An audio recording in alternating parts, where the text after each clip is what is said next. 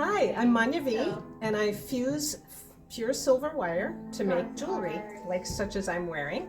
And it starts with coils of wire.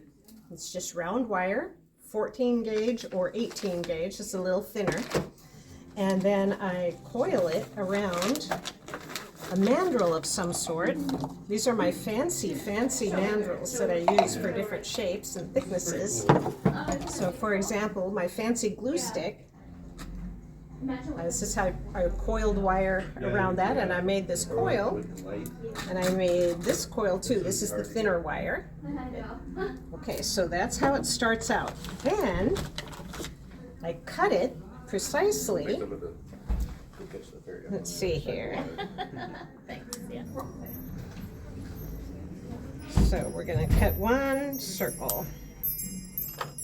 And now we have one circle. And the idea is to get it exactly lined up so that one side is not taller than the other. And then we lay it on this fire brick, and the fire brick gets hot, but it doesn't let anything else get hot. Then we use our fancy torch, and we heat up the entire circle. The whole thing is going to turn red at some point. It takes a minute or two. The point of the blue flame is the hottest point. See how it's starting to get a little peachy? And it's going to get redder and redder, and at some point it's going to liquefy, and then it's going to go across that opening where they cut it. See how it's liquefying? Yeah, there we go. And now it just closed over, and it might look like it's not hot, but it is super hot. But once we put it in there, it cools it off, and now I can hold on to it. If I pick it up from there, I'll burn myself to a crisp. So now we have this complete circle. It's not open anymore. So now we take it over to the anvil, and we choose, oh, it's also super soft right now.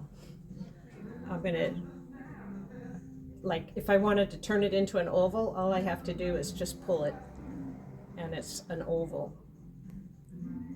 So we don't want it to be that soft when it's a piece of jewelry. So the more we work with it, the harder it gets. So we're going to hammer it. I'm using this slightly concave side of the hammer. It's called hammer. And hammer it as much as we want. Just a little bit or a lot. Now we've got just this smooth texture, but maybe we want more texture on it. So because this is kind of narrow, I'm going to use the smallest round hammer tip, and this is where we're going to get those wonderful little hammer marks that shimmer in the light. And we can just keep doing that all the way around. And now I can't really stretch it anymore because I've been working it.